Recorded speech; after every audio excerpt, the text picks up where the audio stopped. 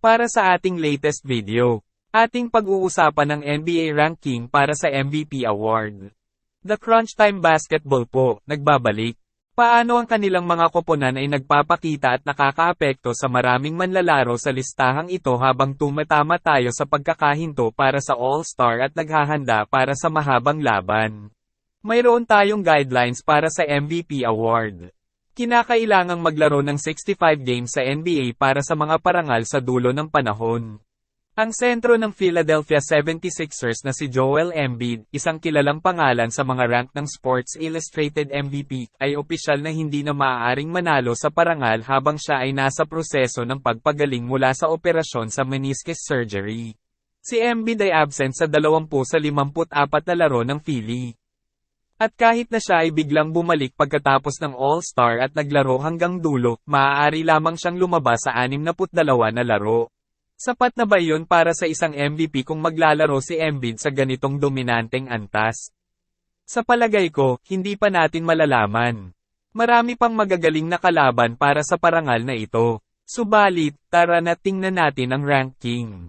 Ang panglima sa listahan ng mga potensyal na mananalo ng MVP sa season na ito ay si Kawhi Leonard. Ang Los Angeles Clippers ay patuloy na nakikipaglaban sa loob ng mga buwan, at madalas na si Leonard ay tila ang pinakamahusay na manlalaro sa liga.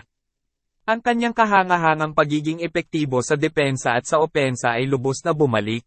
Marahil ay masyadong maraming magagaling na manlalaro ang Clippers para mas mapataas pa si Leonard kaysa sa kanyang kasalukuyang pwesto. Nakakatulong na mayroon silang sina Paul George, James Harden, at Russell Westbrook, ngunit kasama o kahit na wala ang mga iyon. Ipinapakita ni Leonard ngayong season na kaya niyang mapakita na siya ay isang uri ng manlalaro na kayang dalhin ang isang koponan na mag-isa.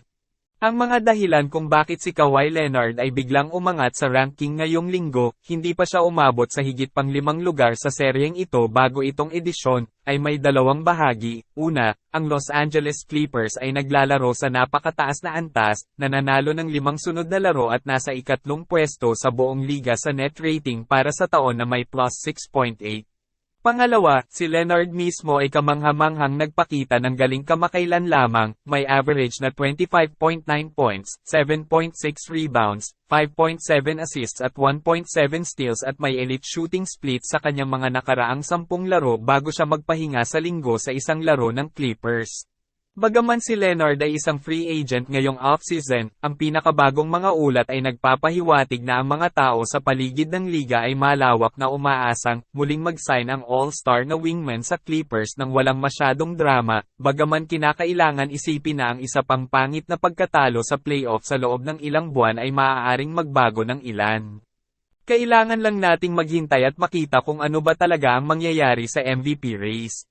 At ang pang-apat sa listahan ay si Luka Doncic. Si Doncic ay magiging pagsusubok sa hangganan kung gaano kaliit ang pwesto ng isang koponan sa standings na ang kanilang pinakamahusay na manlalaro ay nananalo pa rin ng MVP.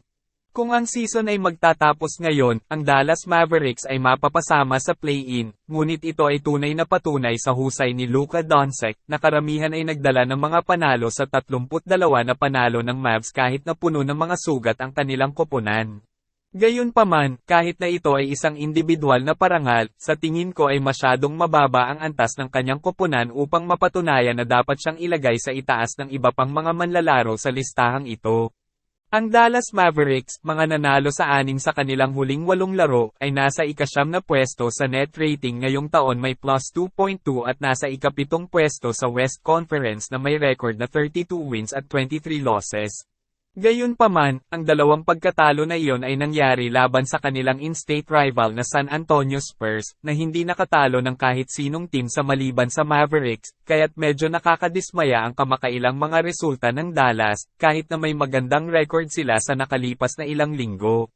Sa individual na aspeto naman, si Luka Doncic ay napakagaling, may average na 27.9 points, 7.1 rebounds at 6.8 assists habang may 50% na shooting percentage mula sa court sa nasabing mga laro. Pagkatapos ng All-Star break, kung patuloy na aangat ang standings ng Mavs, baka aangat din ang ranking ni Luka sa MVP race. Ang pangatlo naman ay walang iba kung hindi si Giannis Antetokounmpo. Sa palagay ko, maaaring magbigay ng kumbinsidong argumento ang mga tagahanga ng Milwaukee Bucks na maraming tao ang simula ng maging pabaya kay Antetokounmpo. Ang kanyang mga numero ngayong season ay hindi nagbabago mula sa kanyang mga MVP campaign. Kung mayroon man, mas maganda pa nga ang mga ito. At naglalaro pa nga ng maayos ang Bucks kapag si Antetokounmpo ay nasa court at si Damian Lillard ay nasa bench. Lalo na't wala si Embiid, kung ang Milwaukee ay makakapagpakita ng matibay na pagtakbo pagkatapos ng break, may laban talaga si The Greek Freak para sa parangal na ito katulad ng dalawang nasa tuktok ng listahang ito. Ang reigning two-time league MVP na si Giannis Antetokounmpo ay absent sa 5 laro upang alagaan ang kanyang masakit na kaliwang tuhod, kaya't hindi magtataka kung makikita siyang bumaba sa mga ranking sa susunod na linggo kung hindi siya agad na bumalik. Bago siya mapilitang magpahinga, si Antetokounmpo ay nagtatanim ng napakalaking mga numero, may average na 28.8 points, ika-4 na pinakamataas na marka sa liga, 11.4 rebounds, ika-8 pwesto sa NBA, 6.2 assists, 1.1 steals at 1.3 blocks bawat laro, mga marka na napakalapit sa kanyang dalawang MVP seasons. Gayunpaman, kailangan ng bumalik ni The Greek Freak ng mabilis kung gusto niyang magkaroon ng legit na pagtakbo sa MVP para sa season na ito, bagaman malinaw na ang Milwaukee Bucks ay matalinong nag-iingat sa pagbabalik ng kanilang superstar. Malalaman natin kung tumaas ba ang rank ni The Greek Freak pagkatapos ng All-Star break. Ang pangalawa sa listahan ay si Shai Gilgeous-Alexander. Si SGA ay isa sa mga kandidato sa isa sa mga kompetisyon. Ang batang Oklahoma City Thunder ay patuloy na nakaka-impress at iisa lang ang laro sa likod ng Minnesota Timberwolves sa Los Colom. Pumapasok si Gilgeous-Alexander sa All-Star Weekend matapos makapagtala ng 70 points sa kanyang huling 2 laban, panalo laban sa Sacramento Kings at Orlando Magic. Ang Thunder ang number 2 seed sa West Conference sa pagsisimula ng laro ng Miyerkules na may pangalawang pinakamagandang points sa liga, sumusunod lamang sa Celtics, at si SGA ay malinaw na ang nagpapatakbo nito. Siya ay, o dapat sana, nandoon kasama si Jokic, na marahil ay may bahagi ng damdaming boto sa kanyang panig para sa biglang pagtaas ng Thunder, isang koponang inaasahan na magiging maganda pero hindi ganito kaganda ang ipinakita. Mayroong maraming talento ang Thunder, tulad ng Nuggets, ngunit si SGA, tulad ni Jokic, ang talagang nagpapatakbo nito. Isipin mo yun kapag wala si SGA sa court, ang OKC ay isang net zero team. Sila literal na nagsescore at nagbibigay ng 111.7 points bawat 100 possessions, ayon sa CTG na mayroong ika-7 pinakamasama na opensa sa liga. Ilagay si SGA sa court at nag-outscore sila ng mga koponan ng 10.6 points bawat 100 na mayroong ika-1 sa liga na opensa. Ang plus-minus 7.6 points sa bawat laro ni SGA ay higit sa kay Jokic. Wala pang ibang nakapuntos ng mas maraming puntos o mas maraming puntos bawat 100 attempts kaysa sa 131.6 ni SGA, ayon sa CTG. Muli, si Jokic ang pinakamahusay na manlalaro, ngunit may lehitimong kaso si SGA bilang ang pinakamahusay na manlalaro sa season na ito, at sinasabi ko iyan kahit na si Embiid ay kasama pa rin sa laban. Sana umangat pa ang kanyang rank at magtuloy-tuloy ang kanyang performance para mag-MVP siya kahit ngayong season lang. Ang nangunguna sa listahan ng mga MVP, walang iba, Nikola Jokic. Ang pagkakapit ni Joker sa rank 1 ay delikado. Siya ay naging kanyang karaniwang kahangahangang sarili, ngunit ang Denver Nuggets ay natalo sa 3 sunod-sunod na laro bago ang All-Star break. Mayroong mahigpit na laban para sa parangal ngayong season, at malamang na ang tagumpay ng koponan ay magiging isang factor. Dapat bang manalo si Jokic kung ang Nuggets ay matatapos ng ilang laro sa likuran ng ilang Western Conference competitors na may sariling karapat-dapat na kandidato?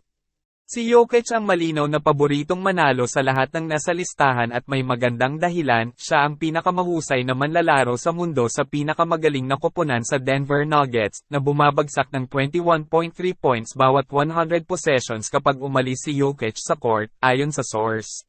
Gusto mo ng tradisyonal na estadistika? Si Jokic ang tanging manlalarong may average na hindi bababa sa 25 points, 10 rebounds at 9 assists sa liga, at madali niyang nalalagpasan ang mga markang iyon. Nangunguna sa karamihan ng advanced stats na may halos doble kumpara sa sumunod na pinakamalapit na lalaki sa listahang ito, nananatili si Jokic bilang hari ng mga numero ng mga geek. Sa lahat ng ito, hindi garantisadong panalo si Jokic para sa parangal na ito, ngunit kung siya ay manalo, siya ay magiging ika-9 na manlalaro sa kasaysayan na may 3 MVP at ika-7 na manalo ng 3 beses sa loob ng 4 na taon.